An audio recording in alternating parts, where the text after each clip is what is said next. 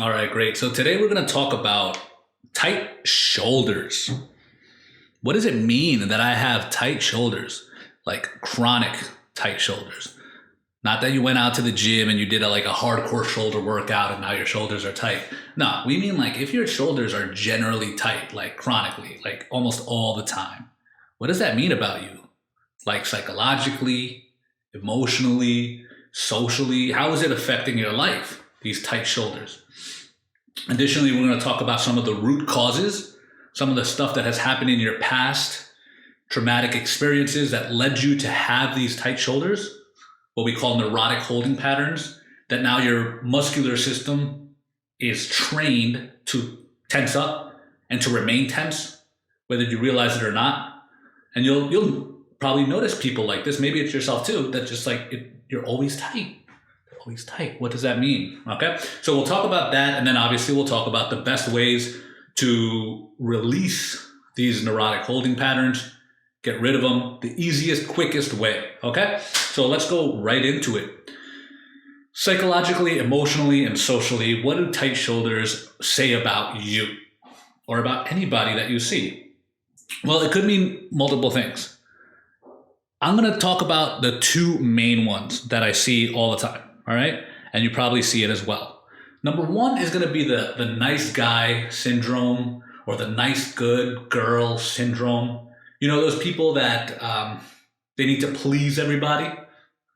You know, they're always smiling, always friendly, never get angry, not allowed to get angry at all.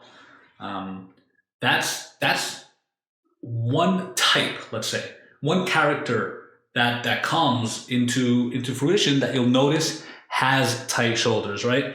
This person generally has an incomplete childhood, basically. An incomplete childhood, and especially during the teenage years. Because the teenage years is the time that we normally rebel, right? Or we throw off some of the influence that our parents have on us. If you weren't able to rebel during that time, you probably have this belief that you have to please everybody. We'll go deeper into how this chronically got infused into your muscular system and how it's affecting your psychology as well. But that's one of them, right? The nice guy and the nice girl syndrome, okay? People that can never get angry, right? And have this belief that they need to get love and respect, get their needs met by always being the good guy or the good girl, right? And the second manifestation of this is somebody who has a lot of weight on their shoulders. Now, a lot of this comes from shame and guilt. But this person, and we'll go into that a little bit later, but the manifestation that you see now as they progress and they become an adult is somebody who has the tendency of taking on too much responsibility. You know, and it comes from guilt, but it's just like taking on this responsibility, doing way too much, and then being like, oh my God, I just have so much responsibility. I have so much weight on my shoulders. I carry a heavy burden, right? And most of the times you'll notice that they do it to themselves. That's a second type of person that has tense, like chronic tense shoulders. These people are also people that tend to do a lot. They're constantly doing things or thinking a lot. Realistically, they don't want to feel. That they don't get, I don't know if they don't get angry. These people, they're one of those people that can get angry, but mostly they're suppressing. They're suppressing it down, and then they, just like the other group of nice guy and nice girl, they have a tendency to occasionally just boom lash out in a fit of rage. Okay, but definitely these people are carrying a lot of burden because they don't want to feel. So they're constantly doing, they're constantly thinking. Okay. Below in the description, I wrote something down, and you'll read it there, that has everything that I'm saying here from here on out in a little bit better detail, right? When you have a chance to write things down, you get to edit and relook at it. So I would suggest if this is important to you or interesting to you, feel free to read below. took some time to make that happen for you guys, right? To write it up for you. So let's see. As we continue talking about our upper backs and shoulders, let's go a little bit deeper into talking about the nice guys, right? The nice guy syndrome, the good girl syndrome, same thing, right? We'll talk about it in the fact that many times these people have a lot of dead zones in their upper backs and shoulders, meaning that they don't even realize the tightness that they hold in their shoulders. It's chronic. Eventually, they just realize, like, dude, this is just the way life is, and they don't even feel it right now.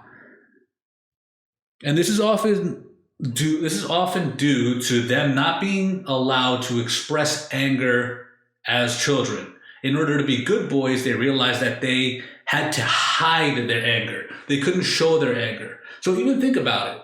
Like, how would you do that? If you were angry, but you had to hide your anger, how would you do it, right? And unconsciously, they realized, as all of us realize through our body, how to do certain things, and it happens in an ordered, programmed way. So what they do is they clench their back muscles, right? You're angry, you can't show your anger. Just think about it. Like, you can't show your anger, tighten your back muscles. All right, you're like restraining yourself by doing that, right? I'm tight now. I'm not gonna lash out. I'm not gonna hit somebody. I'm not gonna like smack somebody, right? Because now I'm too tight, right? They stiffen their back muscles. They stiffen their shoulders, maybe even lifting them up. Man, they gotta, because they want to control themselves, right? They have to not show this anger. So it's just like, whoop. Control, and then they don't want to say anything either. They don't want to say anything that's going to get them in trouble, right? So to hold their anger, to control their anger, they tighten their upper backs, tighten their shoulders, clench their jaw, quiet. You have to do that enough times. You have to continuously do that. As a little kid or as a teenager, eventually it just stays that way. Your muscles just get used to this. You know, these people are the people that can't, when they walk, like right now I'm tightening them up. When they walk without moving their shoulders or their upper back, right? It's tight. They don't have any swing. It's always tight, right? Okay. So if they don't have a certain way of releasing this tension, right? It just continues on throughout their lives, and it affects them in many different ways. And sadly, in the short term, this works very well. So that's why they do it. You can't get angry. But then if it happens enough times, then it becomes chronic, and now it becomes an issue. Their bodies become rigid, and the associated mental attitude is that they are not allowed to express anger. It's deeply structured in their body, right? But also in their mind. And many times they become like a pacifist, or somebody who is a nice guy or a nice girl. They're always calm. They're always able to do everything. They want to take on any project, anything. Oh, don't worry about me. No, I'm fine. Just smiling all the time. Sorry, I don't mean to be rude, but it's just it's interesting when you get to see this, when you know what people are dealing with in the psychosomatic world. Is just it kind of becomes a little bit comical, because it's patterns, right? There's patterns that are associated with this. So the issue arises when the person is taken advantage of. This is when it's really bad, when it goes too far, when a boss like over pushes them, or a person is used to just like, all right, this person, they'll just do whatever I ask them. Let's just push over whatever. Here, take on this responsibility, take on that, take on this, right? And this pacifist, they do one of two things. One of them is that they just like constantly beat themselves up for taking on all of this burden, all of this pain, and not defending themselves or speaking up for themselves or fighting back, right? Although they are like a pacifist, because they're so tight, they can't even do that, right? They can't punch, they can't do anything. They're so tight. They also have tight jaws. Right, because they're such a pacifist, they don't do anything. But then what ends up happening is, because they're getting abused and used, what happens is that they beat themselves up internally. They go home and then they beat themselves up for not. Why didn't I speak up for myself? Why didn't I say anything? What the heck, man? Why am I such a nice guy? Why am I such a nice girl? Why do I always do what everybody tells me? Now I can't do this. Now I can't do that because now I have all this extra work or whatever it is, right? So then they beat themselves up. Now the other extreme is that after a lot of self-beating up and taking on this pain, this burden that they themselves are allowing other people to give to them, right? After that happens, and they just get so tight, like they just get even tighter and tighter and tighter, holding on more and more and more and more. And if it comes out to be too much at some point, and it could be for the smallest things, they just go out into a fit of rage, right? Be like, hey, this is when you notice like somebody is just like, oh, hey, can you pass me that glass of water? You know, and then they're like, get the water yourself. You know, it's just like, whoa, what happened? You know, but this is something that they've just been holding on to, and it has nothing to do with you or that water. It just has to do with them and what they've been holding on to for who knows, weeks or whatever, you know. So that was one, right? It's the nice guy or the nice girl. Let's move on. The second common pattern that is the one that is suppressing the feelings of guilt. And this one causes tension in the shoulder girdle and the upper back, hardcore. And to overcome the traumatic guilt, a person can acquire the psychological tendency of taking on too much responsibility, right? They feel guilty, so they're just like, all right, I gotta basically make up. I gotta make up for what I did. I gotta show that I'm better than that, right? So physically, it's like they have too much weight on their shoulders, right? They have too much weight on their shoulders. Oh, man. Just imagine holding on too much weight. Yeah, you can feel it right here. Oh.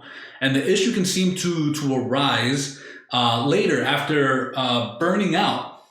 That's what ends up happening to these people. They keep on taking more and more and more responsibility, keep doing more, and then they burn out, right? And in order to then relax or let out some steam, many times they turn to drugs or alcohol. This really helps a lot because these are people that don't want to feel, right? They don't want to feel their guilt. They don't want to feel their shame.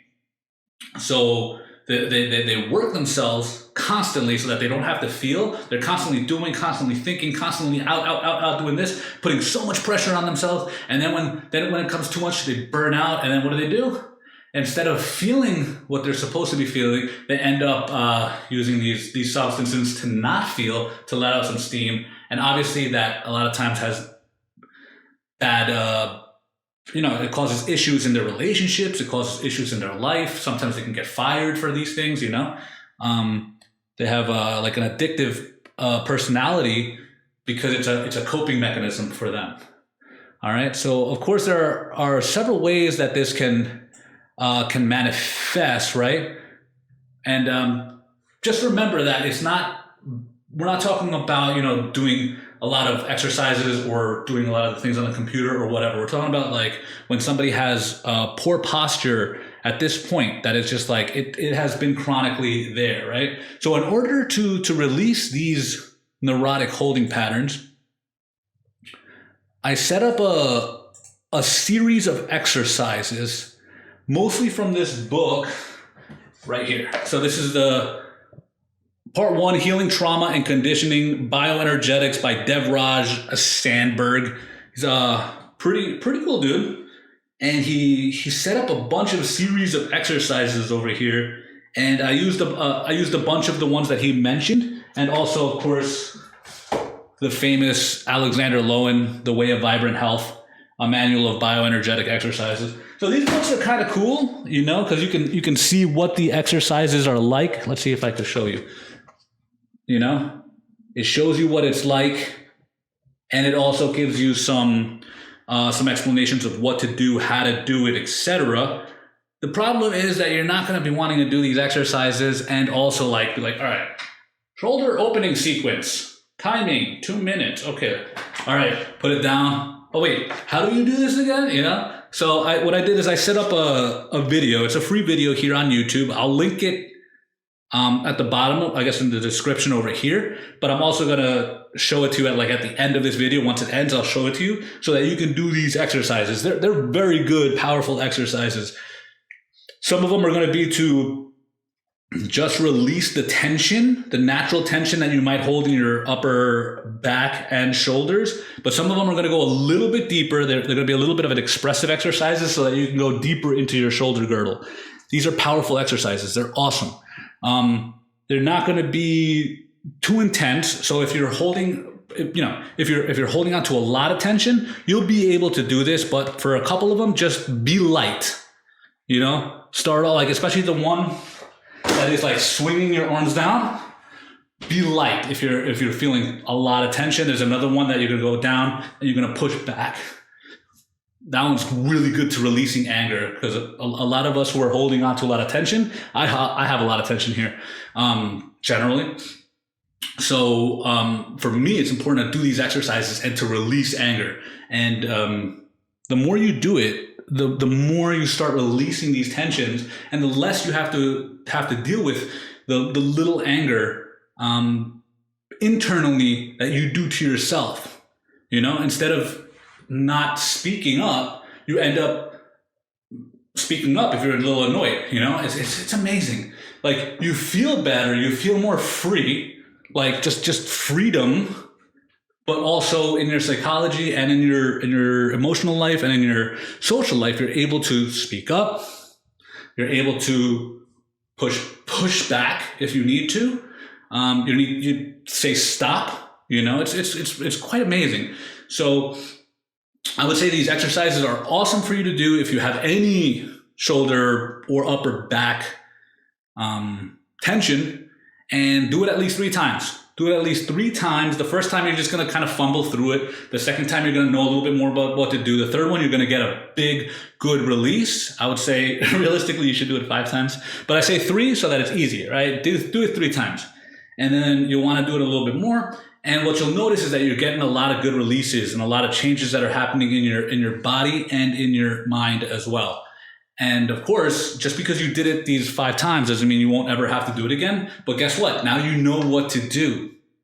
If you find yourself beating yourself up in another 5 months from now, you're like, man, I'm beating myself up again. It's like, oh wait, those exercises, I'm going to do those exercises. And then you'll release a lot of that. And instead of blowing up on someone, you'll be like, oh, all right, you'll just release it on your own and then be calm and collected throughout the rest of your day, throughout the rest of your week, or whatever it is. And you'll learn to be like, nah, I can't take on anymore, or say I'm allowed, allow yourself to get angry, right? They say anger is just an emotion. It's not bad. But getting angry is important sometimes, to the right degree, right? To the right degree, to the right person, in the right amount, for the right amount of time. So it's not like blowing up anger, and it's also not being allowed to get angry. Both of those are extremes that are unhealthy. All right, cool. So I'm going to show a video somewhere around here for you to do the exercises yourself. I hope this helped and made you learn something. It's really fascinating for me, so I'm glad I got the opportunity to share. All right, I'll talk to you soon. Peace.